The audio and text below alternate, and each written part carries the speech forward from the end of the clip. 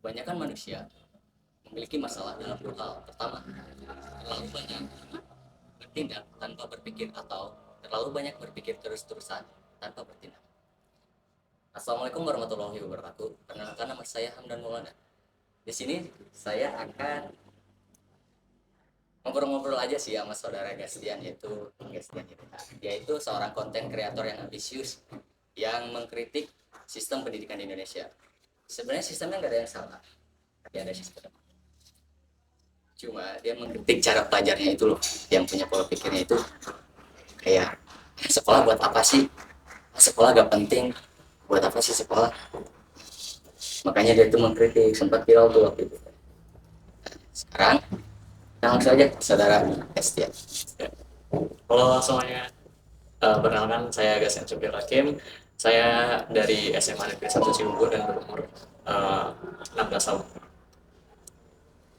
Jadi Kakek Gas itu ya, seperti yang tadi katakan dari latar belakangnya, Kakek itu orang yang ambisius, dikritik. Jadi kalau ada yang janggal tuh, ada janggal sedikit aja langsung dikritik. Dia juga sekarang sudah apa namanya teh, kelas 12. Ya, Kan kelas kelas 12. 12. Kelas 12. Terus sudah bikin banyak konten juga, dia punya pengikut yang wah lumayan banyak tentang membahas revolusi pelajar itu. Jadi revolusi pelajar itu kayak gimana sih revolusi pelajar? Maksudnya Jadi kita langsung ke obrolan ini ya. Yang gerakan revolusi pelajar itu sebenarnya inisiasi awalnya tuh di bulan Desember. Pas lagi kita ngobrol-ngobrol sama teman-teman yang lain gitu. Kayak dorongan awalnya sih karena melihat ya dari sistem pendidikan ya sama pelajar-pelajar yang emang gak ngerti gitu untuk apa pendidikan itu sebenarnya. Jadi uh, tujuan utama dari gerakan revolusi pelajar ini untuk agar si para pelajar itu bisa paham nih tentang apa sih itu pendidikan dan bisa meningkatkan minatnya pada ilmu pengetahuan dan pengembangan diri. Soalnya sekarang kalau dilihat ya remaja itu benar-benar pasif lah gitu. Pelajar remaja itu benar-benar pasif. Mereka tahu gitu banyak masalah yang terjadi di sekitarnya. Mereka tahu ada sesuatu yang terjadi gitu. Mereka tahu hidupnya kurang apa gitu. Tapi mereka diam aja, nggak mau bergerak. jadi gak ada Ya, tindakannya. ya dari sini dibuat gerakan revolusi pelajar ini ada meningkatkan suasananya untuk mari kita sama-sama sebagai pelajar itu untuk mengejar pengetahuan dan jadi seorang pelajar. Karena sejak pelajar itu harus kayak gitu ya. Ya, Banyak sih yang ini yang mendukung tentang revolusi pelajar ini. Cuma dia tuh kayak dikepang oleh suatu pangkat. Contohnya kita, itu saya mau ngadain seminar sekolah saya mau ngadain seminar waktu itu saya ya, cuma gak diizinin, nggak tahu kenapa. Padahal niat saya baik loh, kan SDM yang dimiliki oleh sekolah saya itu rendah banget nih. Ibarat contoh kecilnya itu, mau upacara aja harus diteriakin. Maksudnya itu kan mau upacara, hal yang positif tapi bukan yang negatif. Gak tahu kalau nggak tahu orang negatif ya. Yang anehnya itu setiap pelajar gitu sekolah saya itu kalau menuju ke hal yang positif paham apa. Jadi susah deh akhirnya. Saya tuh itu punya pikiran pada apa sih ya, terus anak-anak sekolah saya ya punya pikiran kritis terhadap hal, gak sadar kalau mereka itu pelajar gitu deh. Juga punya kayak punya tujuan hidup lah gitu. Saya mau ngadain seminar gitu, cuma gak di, dan dari situ meskipun gak diizinin banyak yang mengeluarkan suara yang setuju nih tentang revolusi pelajar.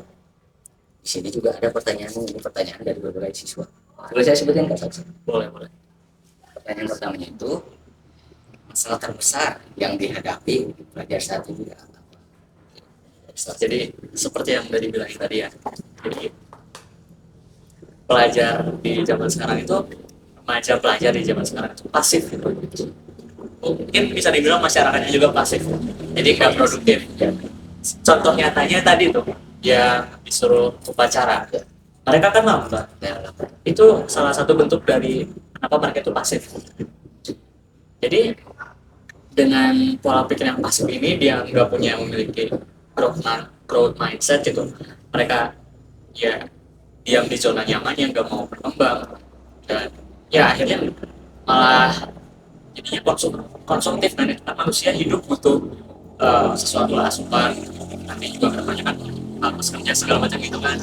Nah, gara-gara mereka pasif, hanya mereka nggak mau mengulik gitu kemampuan dari ininya, bakatnya itu nggak dikeluarkan gitu, dan akhirnya bakal gitu-gitu aja. Dan karena ya masyarakat kan butuh konsumsi gitu, jadi mereka cuma konsumtif aja gitu, nggak produktif, nggak memproduksi sesuatu, dan disitulah maksudnya pasif. Dan ini juga mungkin ya disangkut pautkan dengan namanya gitu, yang bikin semuanya itu cukup buruk seperti ini tuh, alasan utamanya karena sosial media gitu. Ya, Nah, sosial dari media. sosial media, dari sini kan sosial media ini bisa membuat dua dunia yang berbeda gitu, dunia nyata sama dunia maya. Dan di dunia maya ini adalah bentuk dunia yang disesuaikan dengan preferensi dirinya.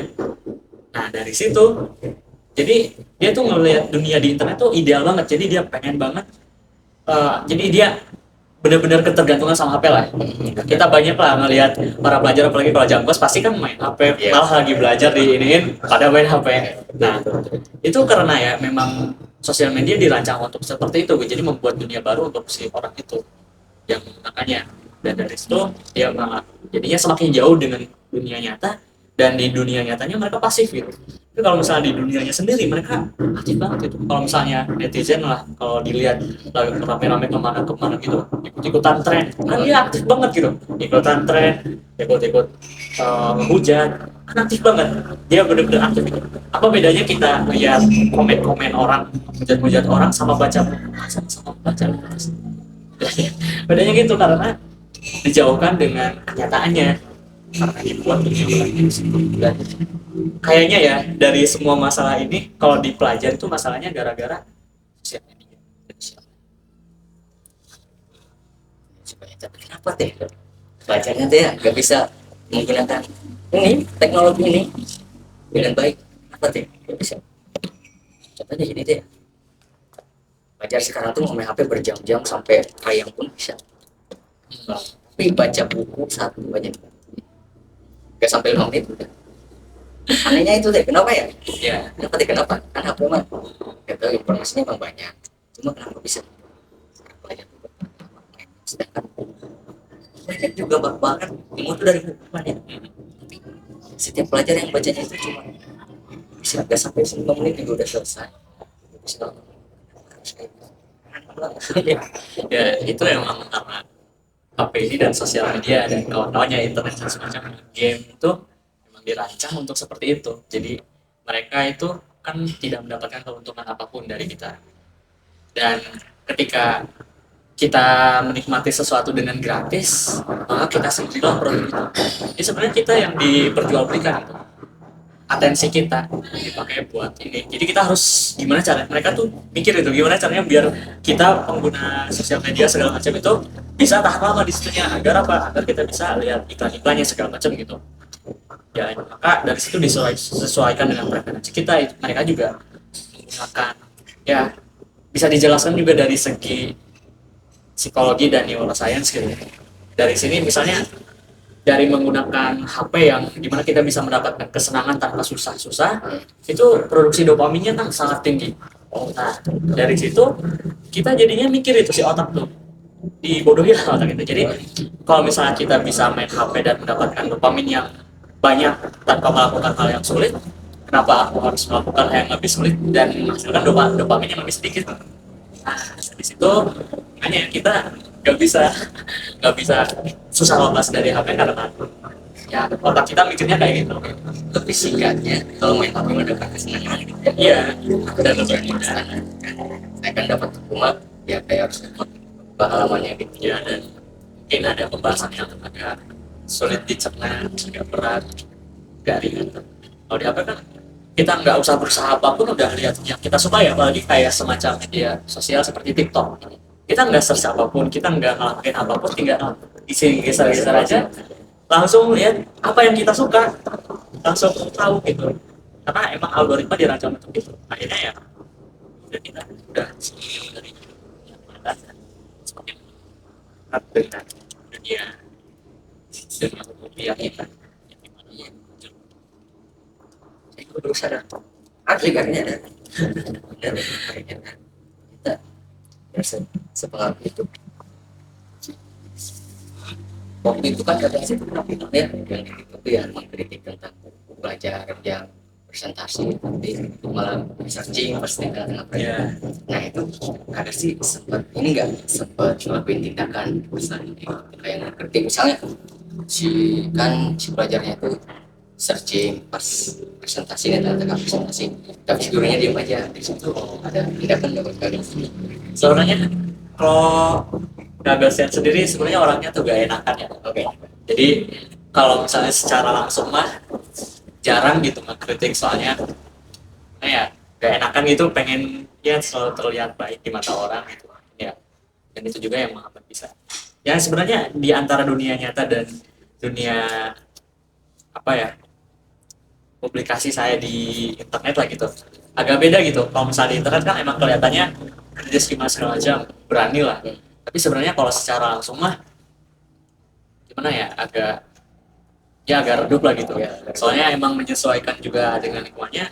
Pernah sekali saya coba untuk jadi kritis di sana, tapi kan gara-gara nggak punya pola apapun, nggak punya apapun dan segala macam ya, langsung diserang sana sini. Dan akhirnya malah rugi sendiri jadinya. Dan ya kan emang itu kenyataan di kita gitu, orang jujur tuh malah semakin sulit hidup di Indonesia tuh. Jadi malah kita jadi kritis tuh kita ditekan. Dan kalau sekarang saya di sekolah segala macam kan udah mengalir aja, dan perlahan-lahan gitu saya juga baca buku tentang kecerdasan emosional dan lain-lain, dan coba untuk memberikan pendekatan yang lebih baik. Jadi saya pakainya pendekatan perlahan-lahan, dan juga ya akhirnya bisa gitu teman-teman saya perlahan berubah, ya kita bisa bareng-bareng sama teman. Akhirnya teman-teman sekelas yang lain ngeliatin kita pada baca buku, ya sih ini kok pada baca buku segala macam, kan bisa mempengaruhi secara perlahan. Jadi kayaknya baca buku sebagus itu, dan perlahan berubah ya. Dan sesuatu yang dilawan secara frontal, akhirnya langsung ini, karena satu bagian kecil dari jaringan yang sangat luas juga bisa kita lakukan. Harus bertahap ya. Ya, Contoh kecilnya kayak di kelas dan juga kalau di kelas itu Hamdan tuh kayaknya masuk salah masuk kelas ya. Harusnya itu Hamdan tuh masuk 11 1 masuk 11 emang bagus ya buat cuma kalau diajak hal positif tuh susah kayak misalnya baca buku ayo baca ambung nih main FF gitu ya, susah ya. Dan juga lagi tahap ya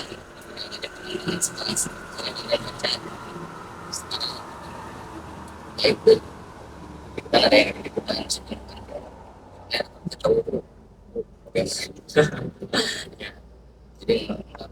jadi manfaat waktunya itu buat padahal mah nanti baik-baik aja buat baca itu biar mereka tuh sadar karena sebenarnya niatnya tuh gini pengen ngebahas revolusi belajar itu menyadarkan mereka cuma di kelas Hamdannya aja jadi sadar kamu itu punya ini kalau misalnya secara bertahapnya Hamdan berubah kelas ya kelasnya itu kan ada di kelas kesadaran yang ada saya kalau misalnya kayak bertahap merubah mereka untuk berubah dari kesadaran untuk revolusi belajar tapi ada cara yang efektif gak misalnya Sebenarnya kalau misalnya mau paling efektif gimana mas? Sebenarnya itu adalah hal yang sulit dikontrol ya. Kita mempengaruhi orang lain semacam itu. Kita nggak bisa mengontrol itu. Dan kalau menurut dia sendiri ya sekarang yang paling efektif ya dengan diri sendiri dulu sampai kita benar-benar jadi apa yang kita impikan gitu. Yang idealnya itu seperti apa? Dan yang menyebabkan teman-teman nggak sehat juga bisa berubah bukan karena gasnya yang memaksa mereka atau segala macam itu, tapi karena gasnya coba untuk menerapkan apa yang menurut gasnya benar itu sendiri. Jadi yang diubahnya itu ya dirinya sendiri, karena perlahan-lahan ketika kita bisa bertahan dengan pendirian kita di antara lingkungan yang tidak sesuai dengan pendirian kita, orang-orang di sekitar kita justru akan perlahan bakal mengikuti kita gitu. Dan ya yang paling efektif ya buat diri sendiri kan. Ada juga tuh coach yang bilang kalau misalnya dulu saya merasa pintar, saya ingin mengubah dunia, namun hari ini sekarang saya merasa bijak, saya ingin mengubah diri saya sendiri.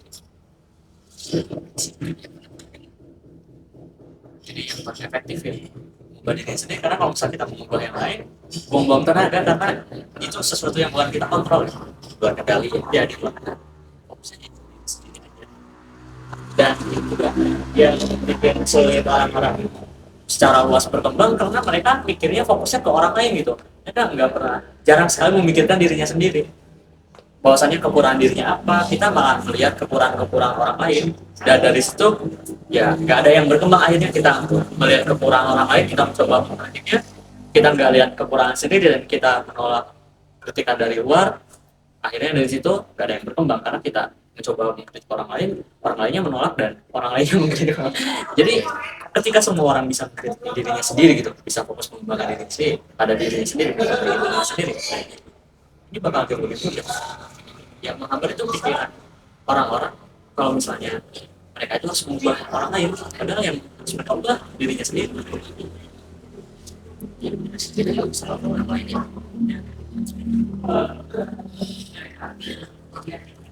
Apa nggak orang lain apa yang nggak punya pemikiran teknik? Susah sih sekali lagi ya, itu bukan sesuatu yang bisa kita kontrol, dan perlahan-lahan mereka pasti ada masanya lah mereka sadar. Dan ya saya juga dulunya kan emang nggak langsung tiba-tiba gini gitu, SMP juga masih gimana, males segala macam. Ya perlahan sadar tuh karena dari lingkungan di internet tuh ada yang mulai memberikan kesadaran sesuatu gitu. Contohnya dari konten-konten dan segala macam. Dan yang membuat berkembang adalah kemampuan untuk mengkritik diri sendiri. Oh ternyata kekurangan saya seperti ini, saya harus memperbaiki ini.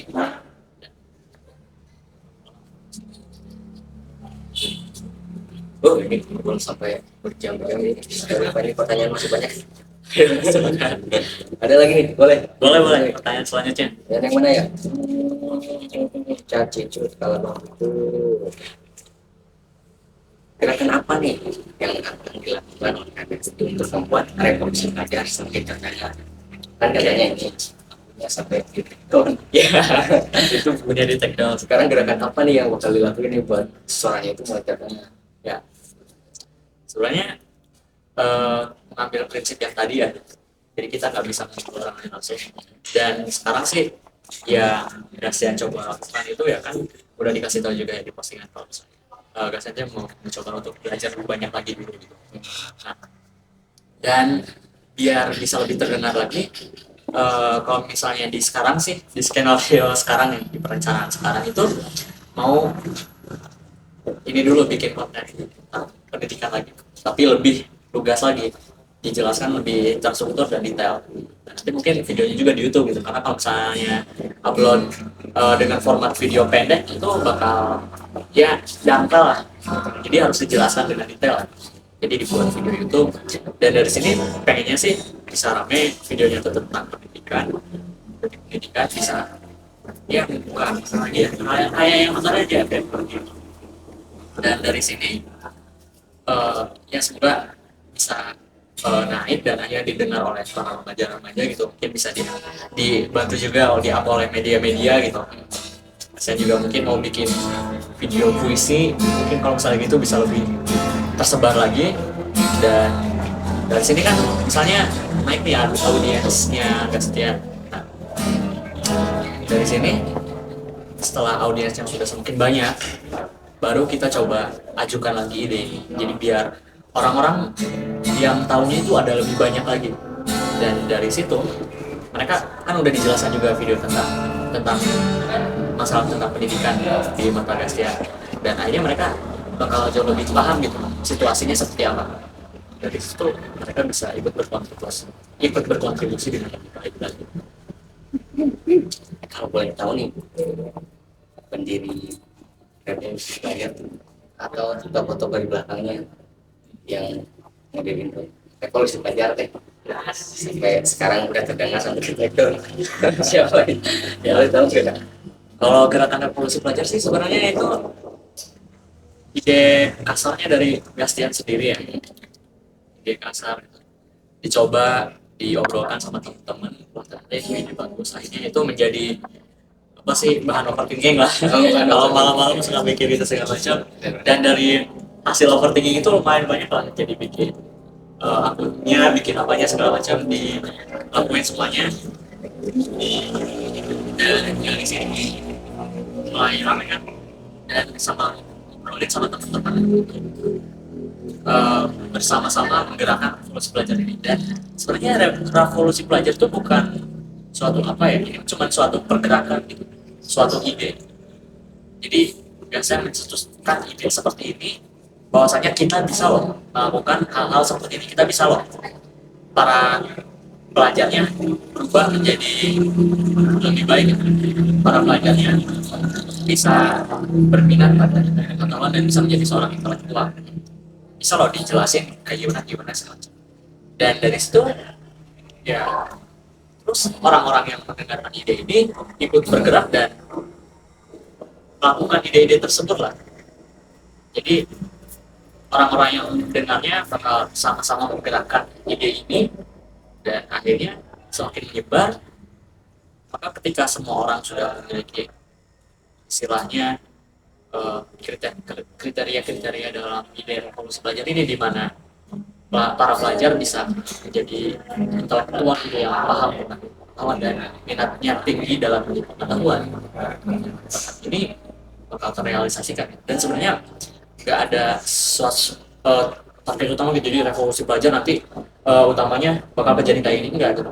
Kalau misalnya gerakan revolusi pelajar ini tujuannya itu aja, meningkatkan minat para pelajar pada ilmu pengetahuan dan pengembangan diri. Dan ini gerakannya bisa berkembang sampai sebesar apapun. Keren. Bayangkan seorang pemuda ini sepertinya gagas ini yang dibutuhkan oleh Prabowo. Kan waktu sekarang sih yang bilang teh ya, Asia ke 10 pemuda yang akan mengguncangkan dunia yang gitu teh. Waktu itu juga ada satu pemuda, ini dia yang mengkritik aku. Ya, itu baru satu pemuda loh. Ya, Siapa tahu nanti gagasnya yang kedua yang mengkritik pendidikan. Keren sih, keren. Sebenarnya kalau dari pemikiran Nassim sendiri, kalau perubahan yang besar itu nggak bisa sih dilakukan satu orang. Karena mungkin satu orang tersebut yang menciptakan ide satu tertentu gitu, dan nanti yang merealisasikannya pasti bukan dianya sendiri, orang-orang yang mengikutinya atau siapa gitu yang mengikuti idenya. Dan orang-orang yang berkontribusi itulah yang benar-benar berkontribusi gitu. Jadi ya perubahan hanya bisa dilakukan dengan banyak orang, semua orang, aksi massa ya. Kita nggak bisa bergantungan sama satu sama lain. Ya, emang kalau dari segi nama sih emang dipilih nama itu karena emang nama itu bisa apa istilahnya tuh ya, rame gitu lah. Maksudnya bakal orang-orang tuh kayak misalnya kontroversial lah gitu namanya. Kontroversial. Pasti mikirnya yang aneh. Yang betul. Revolusi kayak apa nanti pelajarnya bakal demo ke ini gitu. Tiba-tiba turun ke jalan demo apa gitu, enggak sebenarnya yang diambil nama itu juga kan. Kalau dari definisi revolusi sendiri ya, revolusi itu kan terjadi perubahan yang cepat, itulah perubahan tiba-tiba menjadi seperti apa. Dan yang pengen diubah itu kan dari segi pola pikir pelajarnya gitu, namanya pola pikir tapi perilaku dan semacamnya. Dan memang kalau misalnya dari sekarang, kalau misalnya kita pengen meningkatkan kualitas SDM itu ya harus dilakukan dengan cepat, kita nggak bisa perlahan-lahan gitu. Mungkin ya dari segi pendekatan perubahannya itu ya nggak bisa langsung dan dipaksa itu nggak bisa, pasti nggak bisa kalau dipaksa. Dan yang dimaksudkan dengan cepat ini, jadi ya pelajarnya harus langsung apa ya istilahnya, mendapatkan insight baru lah, dan dari situ dia langsung mengubah hidupnya dengan revolusi gitu kan. Kayak orang misalnya wah ini mau tahun baru nih, New Year New Me, kan itu juga revolusi itu tuh. Berarti dia ingin mengubahnya 180 derajat, walaupun ya biasanya gagal mereka kayak gitu. Dan ide dari revolusi pelajar ini juga sama sebetulnya, pengen langsung mengubah yang tadinya malas-malasan segala macam langsung diubah menjadi lebih baik lah gitu. Gak ada yang salah sebenarnya namanya, cuma kita hanya harus paham artinya apa. Dan emang sih dipikir-pikir juga emang namanya kontroversial, banyak juga yang ngomong katanya tuh kalau bisa namanya diganti aja biar nggak ke take down lagi. Ya sih bener. Bang dan nggak bikin pendidikan. Revolusi pelajar teh aikal. Nah tapi ini juga nama yang menarik gitu karena pasti pelajar-pelajar yang mengetahui tentang ini apa sih ini gerakan revolusi pelajar, mereka juga pasti bakal lebih kepo lagi dan bakal lebih tertarik lagi gitu karena kontroversial itu lebih menarik. Benar-benar Lebih ramai kayak gitu ya. iya. Diikutin kayak revolusi pelajar apa dia gitu. Ya. Karena emang kalau misalnya sekarang cara kita bisa ya mempengaruhi banyak orang, bisa meraup banyak audiens yang kalau zaman sekarang di zaman media sosial kayak ini dengan kontroversi sih, sekarang banyak orang-orang yang lebih suka sama mengikuti kontroversi apalagi drama-drama gitu antar selebriti dan semacamnya. Ya, lebih banyak sih nggak sih kayak lebih banyak manusia mainstream ya sekarang, banyak yang ikutan nggak tahu apa-apa. Sekarang juga kan udah ada istilah FOMO, fear of missing. Contohnya kemarin tuh yang kasus 300 triliun tahu nggak? Ya. Nah, kan yang salah di bagian yudikatif apa ya? Yudikatif ya yang tentang hakim. Tapi bocil-bocil POMO, bocil-bocil POMO malah ngetek admin Gerindra, ngetek Prabowo. Ya. Itu permasalahannya di yudikatif, di hakimnya ya malah ngetek admin Gerindra buat apa? Dia punya apa nih kepuasan untuk memberikan dan kan yang coba gitu banyak yang mainstream aja sebenarnya yang nggak sadar kalau macam mainstream cuma ikut-ikutan atau apa-apa susah untuk mencapai kesadaran yang kayak gitu deh. Ini juga salah satu wujud dari bentuk pasifnya para masyarakat di Indonesia gitu. Jadi mereka cuma pengen lihat istilahnya gambaran misalnya aja, pengen lihat tipping point-nya aja, pengen lihat apa sih permukaannya aja gitu. Mereka nggak mau mempelajari latar belakang dan kedalaman dari suatu kejadian misalnya tentang yang tadi gitu. Mereka itu nggak mempelajari dalamnya alasannya kenapa, latar belakangnya kenapa. Yang mereka lihat permukaan seperti ini, ada orang yang ngomong nih, influencer ngomong katanya segini gini dan akhirnya dari situ kan mereka cuma ngikutin informasi yang permukaan itu aja dan bisa aja kan informasi tersebut sesat dan segala macam. Makanya sekarang masyarakat bakal lebih mudah untuk digiring opininya atau segala macam karena mereka cuma ya mereka nggak kritis gitu. Berarti kalau itu kalau berpikirnya cara berpikirnya ada apa? Ada yang lain coba dulu. Dan makanya mereka lebih mudah untuk dipengaruhi isu segala macam. Makanya sekarang banyak buzzer dan apa karena emang buzzer itu efektif buat masyarakat Indonesia. Obrolan berat terus ini kita ya, aduh. Ya, kemudian belum nanya ini hobi. Enggak sabar hobi. Baca, Belajar maksudnya belajar sebenarnya kalau belajar di pemikiran Gastian sih, belajar itu sesimpel mencari tahu bagaimana cara kerja dunia. Kita belajar fisika, kita belajar cara kerja dunia secara fisik. Kita belajar ekonomi, kita belajar cara manusia memenuhi kebutuhan hidupnya. Kita belajar matematika, kita belajar mengabstraksi setiap pemikiran. Maksudnya mengabstraksi kayak misalnya fisika kan itu diabstraksikan sama matematika jadi dapat diukur. Dan literally semuanya itu adalah mengetahui cara kerja dunia. Dan ya yang bedanya sekolah sama pendidikan yang seharusnya kan seharusnya pendidikan itu gitu ya, belajar itu mengetahui cara kerja dunia seperti apa, latar belakang dari setiap hal. Dan kalau di sekolah sekarang belajar itu bukan kayak gitu, belajar itu untuk dapat nilai yang bagus. Gak ada kata-kata gitu sekarang. Jadi kan ada learning oriented sama perform oriented. Kalau perform oriented cuman untuk nilai dan semacamnya, untuk mendapatkan hasil yang skor yang bagus, mendapatkan skor. Dan kalau orientasinya kayak ini dijelaskan juga dalam sepuluh tahun itu nggak bakal efektif buat meningkatkan kecerdasan, dan itu malah kan bisa dimanipulasi juga, bisa nyontek dan semacamnya itu kalau misalnya skor hasil itu. Tapi kalau misalnya learning oriented kayak misalnya saya pengen belajar bahasa Jepang agar bisa ngobrol sama orang Jepang, hasilnya kan ngobrol sama orang Jepang, bukan dari skor segala macam.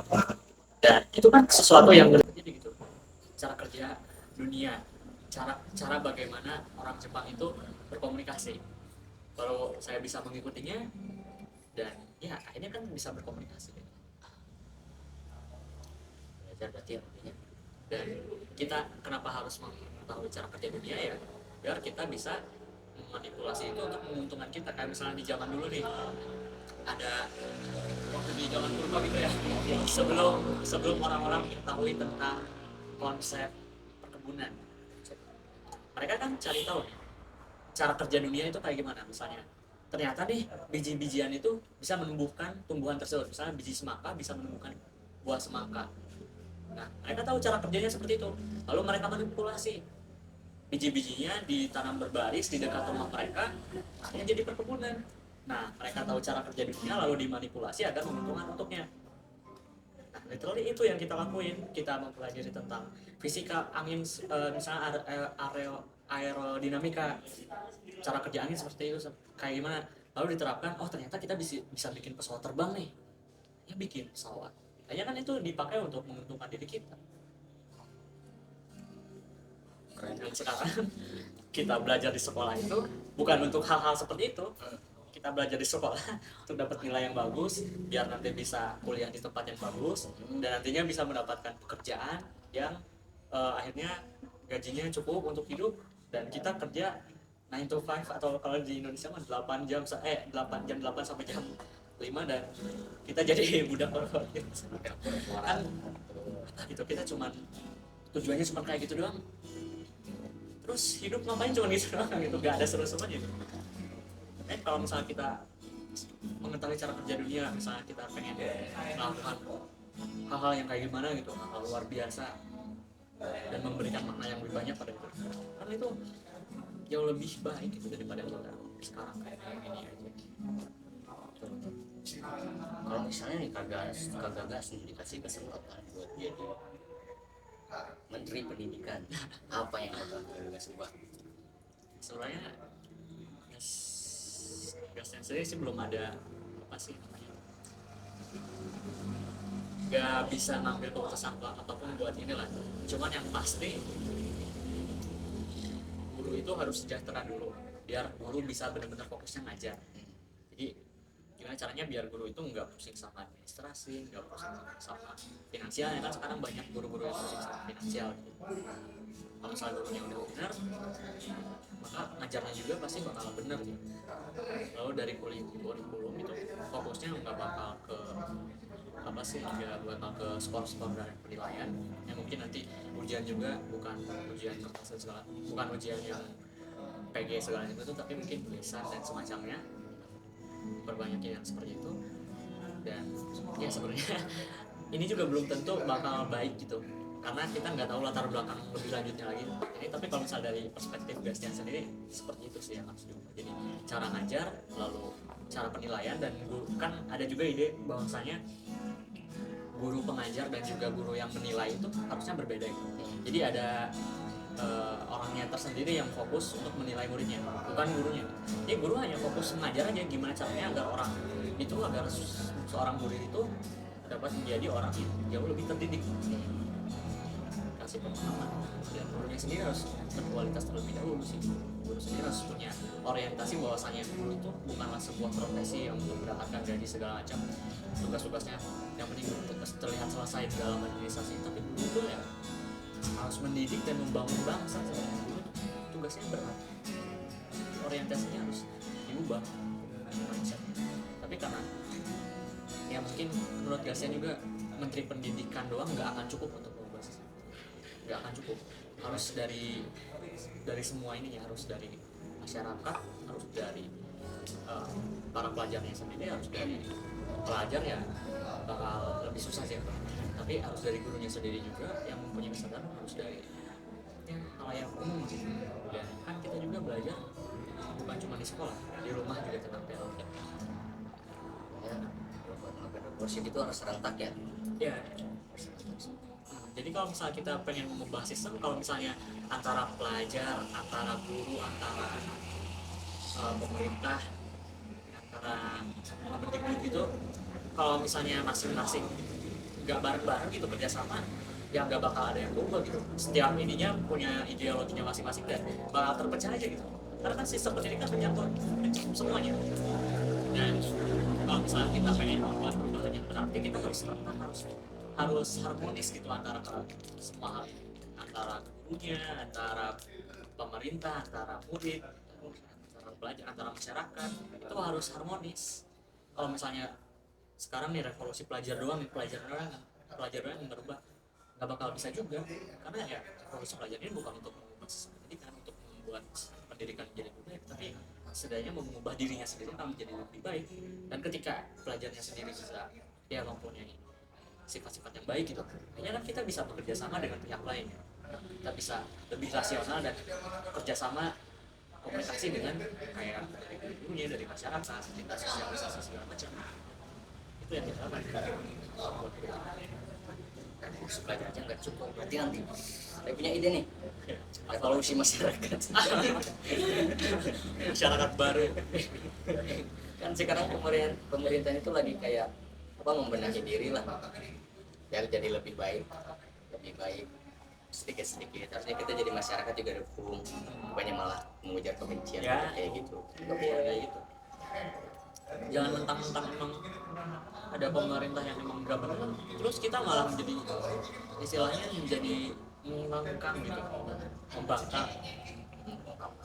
Kita malah membangkang, lalu kita malah melawan mereka, kita menyalah-nyalahkan mereka, malah kita menjadi dua sisi yang berbeda gitu, dimana saling berkompetisi siapa yang benar. Padahal harusnya kan bersatu, ya, berharmoni untuk mencapai suatu ya perubahan yang sangat ya menyeluruh kan, yang holistik. Dan harusnya ya bisa bekerja sama gitu, dan yang satu jangan terlalu membiarkan masyarakat dan tidak mendengarkan kritikannya lalu ya ongkong sorangan lainnya. Dan yang satu jangan terlalu terlalu menyalahkan sehingga apa-apa yang dilakukan oleh pemerintah ini selalu salah gitu. Jadi ya harus saling dewasa lah istilahnya gitu. Terus rasanya memahami ya. Sekarang sih zaman sekarang lainnya dari sampulnya doang.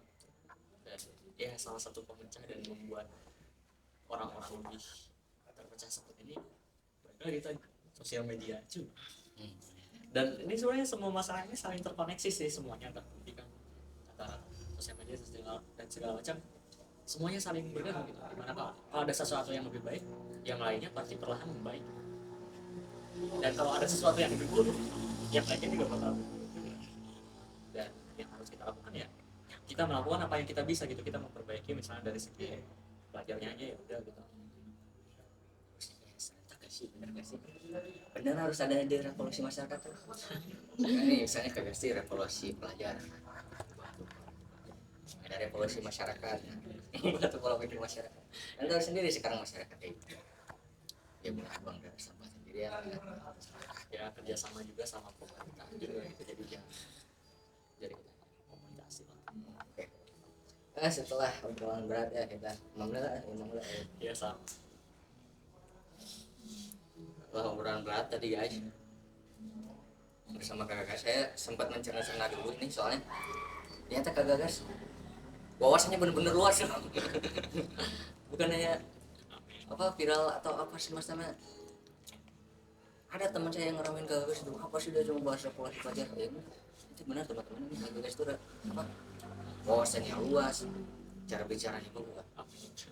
Jadi benar-benar saya juga sampai ngulang ini emang Ya so paparnya. Bener-bener ngurus tenaga yang kayak gini mah ya. Ya. Energi tenaga yang kayak gitu. Dan intinya gini teman-teman, kita ngadain revolusi pelajar bukan untuk menjadi bangkang, bukan.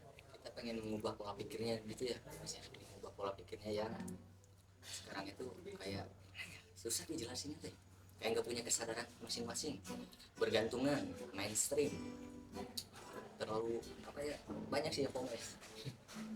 Jadi kita tuh harus jadi pribadi yang beda, harus berubah. Kalau kita udah berubah sekarang, kapan lagi? Gak ada yang namanya menunggu waktu untuk merubah kita, yang ada adalah berubah selagi ada waktu.